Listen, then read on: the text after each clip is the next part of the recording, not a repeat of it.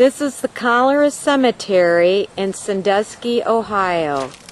It looks like an idyllic setting on a beautiful fall day.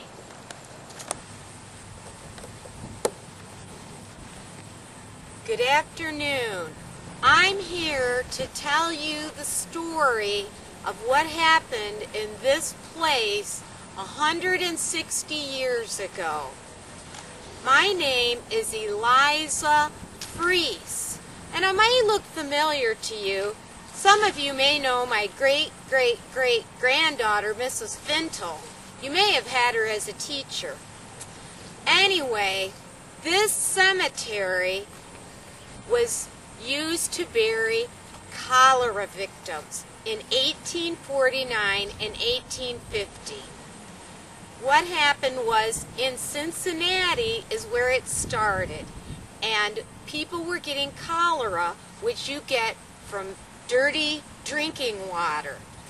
The symptoms were that you would get vomiting, a high fever, diarrhea. Back then, people didn't know that your water had to be clean, and they didn't know about germs, so they wouldn't wash their hands. Now people won't get cholera.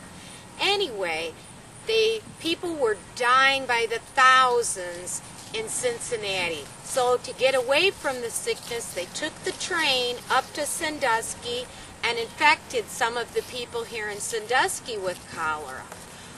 My good friend Benea Walcott was the first lighthouse keeper in Marblehead. When the cholera epidemic hit, so many people in Sandusky were dying that some of the bodies were tossed into the bay, which is just this way a little, and they floated across the bay to the Marblehead Lighthouse. Well, when my friend Benea saw those bodies, he pulled them up out of the bay and gave them a proper burial. He called the priest. They blessed those bodies so that their souls could go to heaven.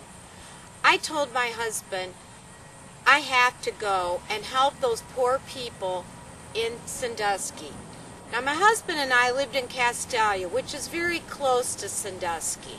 My husband, Mr. Frees, didn't want me to come here and help. He was worried that I would get sick too, but I said I have to in honor, in memory of my friend Benea.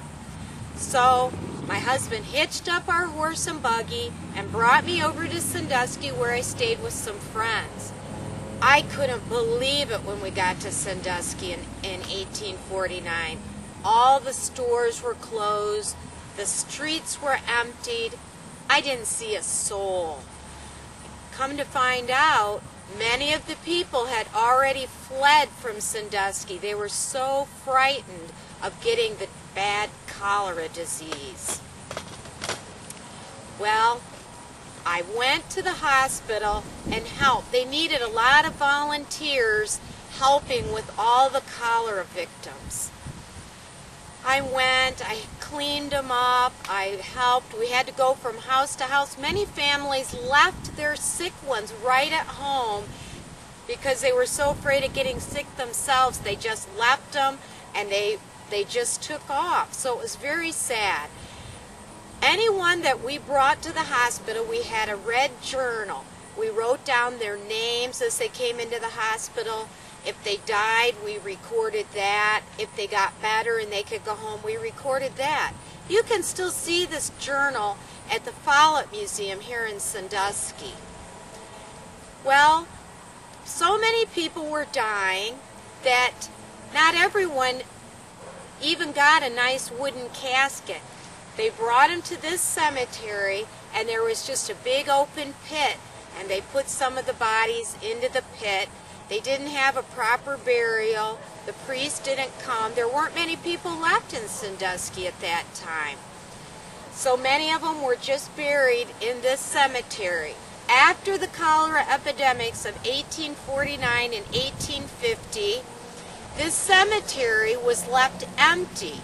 For 75 years, nobody would come to the cemetery. Part of the reason was because people didn't know how cholera was spread. They thought if they came to this cemetery that they would pick up the germs and get cholera themselves. But that's not true. There's also the rumor that some people brought the people here, abandoned their family members when they were just unconscious and not yet dead. They brought them here, and that some people might have been buried alive. So a lot of people were frightened for a long time to come to this cemetery because they thought the spirits were haunting this cemetery. Finally, in 1924, people came and cleaned up the cemetery and built this memorial in memory of the doctors, the nurses, and all the volunteers that cared for the cholera victims in that terrible epidemic. This is on Harrison Street in Sandusky if you ever wish to visit.